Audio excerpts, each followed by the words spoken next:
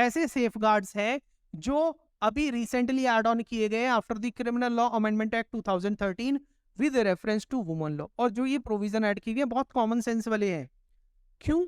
अगर किसी महिला के साथ किसी सेक्सुअल नेचर का ऑफेंस हुआ है, रेप हुआ है, मोलेस्टेशन हुआ है, वॉयरिज्म हुआ है, आउटरेजिंग द मॉडेस्टी या किसी भी इस तरीके का अपराध हुआ है जिसमें सेक्सुअल नेचर इन्वॉल्व है, सेक्सुअल ऑफेंस की कैटेगरी के अंदर आता है, तो लॉ ने, हमारे लीगल सिस्टम ने एज अ प्रूडेंस क्या इनकॉर्पोरेट कर दिया है, उसके अंदर ये बोल दिया है कि कंसर्न्ड जो इंफॉर्मेशन होगी वो कौन रजिस्टर करेगा? महिला पुलिस अधिकारी रजिस्टर करेगी। क्यों? क्योंकि because of the sensitivity in the matter, provided that if information is a given by a woman, अगर इंफॉर्मेशन कौन दे रहा है? एक महिला दे रही है, जो एफआईआर रजिस्टर करवाने आई है कौन है? वुमन आई है, against whom N offence under section 326A 326B जो एसिड अटैक से रिलेट करते हैं, 354 outraging the modesty of woman, 354A sexual harassment, 354B voyeurism, 354C 354D sexual 354D is stalking, then 376 जो रेप वाले जो offences है वो आ गए हैं आपके, 375A B C D 376E और 509 आपका insulting the modesty of woman 509।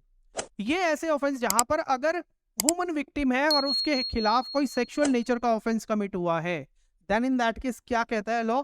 Then such information shall be recorded, then such information उस कंडीशन में क्या होगा? Shall be recorded by a woman police officer और एन वुमन ऑफिसर। अब ये क्यों लिखा है? अगर वुमन पुलिस ऑफिसर लिख दिया तो फिर वुमन ऑफिसर क्यों लिख दिया? कोशिश यही की जानी चाहिए कि आपको जो इंफॉर्मेशन रिकॉर्ड कर रही है ऐसे मैटर में महिला पुलिस अधिकारी हो। कई बार ऐसी कंडीशन होती है, छोटी पुलिस स्टेशन है या वहां पर आपको वुमन पुलिस ऑफिसर नहीं मिलेगी, तो in that condition any other woman officer of the area concerned can record the information in the matter। ये हमारे लॉ में सेफगार्ड हुआ है और ये जो प्रोविजंस ऐड किए गए हैं बेसिकली हमारी जस्टिस जीएस वर्मा कमेटी की जो रिपोर्ट आई थी, निर्भया गैंग रेप का जो केस हुआ था, उसके बाद जो हमारे क्रिमिनल लॉ अमेंडमेंट एक्ट के अंदर थ्रू प्रोविजंस में ऐड ऑन किए गए हैं, उसके बाद इन चीजों को ऐड किया गया है। ये एक तरह का सेफगार्ड है। अब देखिए आगे देखिए, और एक और सेफगार्ड क्या? पहला प्रोवाइजो, जब अब देखिए आपको मैं एक इंटरप्रिटेशन का एड और बताता हूं, सेक्शन 154A इंफॉर्मेशन कॉग्निजेबल, ये आपका मेन पैराग्राफ है, सबसेक्शन 1 है, ये फर्स्ट प्रोवाइजो है।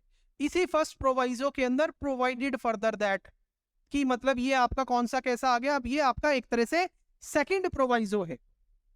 First proviso, second proviso. Second proviso का पहला पॉइंट क्या कहता है? In the event that the person against whom an offence under section 354 354A B, ये जितने भी ऑफेंसेस है, is alleged to have been committed और अटेम्प्टेड इज टेम्पररी और परमानेंटली डिसेबल्ड। मतलब जो ये सेक्सुअल नेचर के क्राइम हुए हैं किसी ऐसी महिला के खिलाफ हुए हैं, किसी ऐसी लड़की के खिलाफ हुए हैं जो कैसी है, या तो टेम्पररी या फिर परमानेंट तौर पर मेंटली और फिजिकली डिसेबल है, तब ऐसी कंडीशन के अंदर कॉमन सेंस क्या कहती है कि आपको और सेफगार्ड बरतने पड़ेंगे।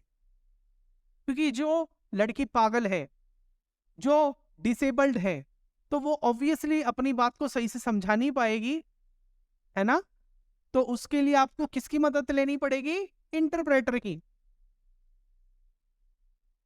Then such information shall be recorded by a police officer at the residence of the person seeking to report such offence or a convenient place of such person's choice in the presence of interpreter or special educator as the case may be। दो safeguards दे दिए हैं। अब कई बार देखिए, जिस लड़की के साथ, जिस महिला के साथ ऐसा घृणित अपराध होता है, ऑब्वियसली यू कैन अज्यूम कि just after the crime she will be confidently coming before the police officer to record the information. Obviously she will be in the mental trauma. That is why इस case के अंदर क्या लिखा है? If she is alleged to have been, if she is permanently और temporary physically और mentally disabled, मतलब चाहे उसका मेंटल डिस्टरबेंस कैसा है, टेम्पररी नेचर का है, और ऐसे ऑफेंसेस के अंदर जनरली हो ही जाता है, हम ये मान के चलते हैं, तब उस कंडीशन के अंदर क्या होगा कि इंफॉर्मेशन कहाँ रिकॉर्ड की जाएगी, eight the residence of the place of the girl और एट एनी अदर प्लेस। ये एनी अदर प्लेस क्यों लिखा है?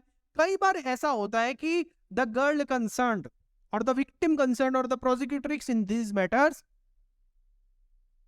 अपने घर पर बात नहीं बताना चाहती,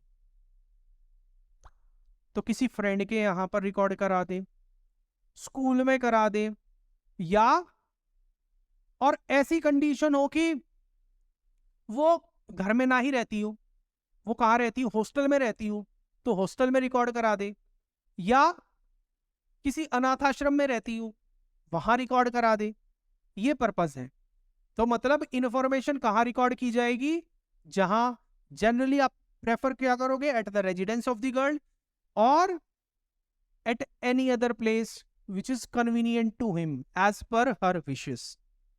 अगर वो परमानेंटली और फिजिकली डिसेबल्ड है, किसकी प्रेजेंस में, इंटरप्रेटर और स्पेशल एजुकेटर जो उसकी बात को सही से समझ सके, साइकोलॉजिस्ट हो सकता है, या इसी तरीके के स्किल जिसके पास हो, उसको आप क्लास दी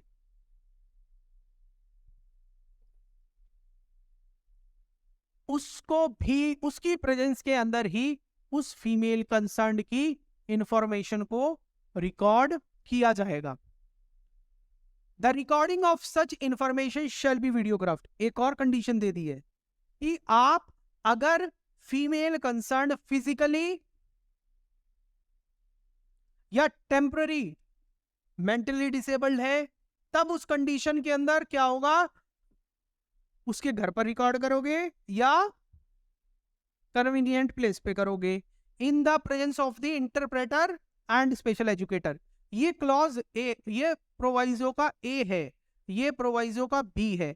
इसका मतलब क्या है कि ये इंडिपेंडेंट है आपस में, ये जरूरी नहीं है कि हम ये भी होगा तभी ये होगा। ये फर्स्ट प्रोवाइजो का है। फर्स्ट प्रोवाइजो क्या कहता है, अगर ऑफेंस सेक्सुअल नेचर का ऑफेंस है, उस केस के अंदर क्या होगा कि recording of such information shall be videographed. तब उस कंडीशन के अंदर क्या होगा, आपको वीडियोग्राफी भी जरूर करानी पड़ेगी जब भी ऐसी महिला की, ऐसी प्रोसिक्यूट्रिक्स की इंफॉर्मेशन को रिकॉर्ड किया जा रहा है। क्या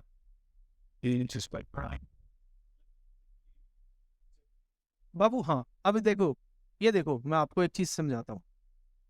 हमारा ये फर्स्ट प्रोवाइजो है, ये बिल्कुल इंडिपेंडेंट है। फिर ये क्या कह रहा है, प्रोवाइडेड फर्दर दैट, मतलब इसी प्रोवाइजो का फर्दरेशन है, तो इसी का ही एंसिलरी पार्ट है। इसके बाद इसमें से जो चीज अप्लाई होंगी वो उसके एड ऑन होंगी।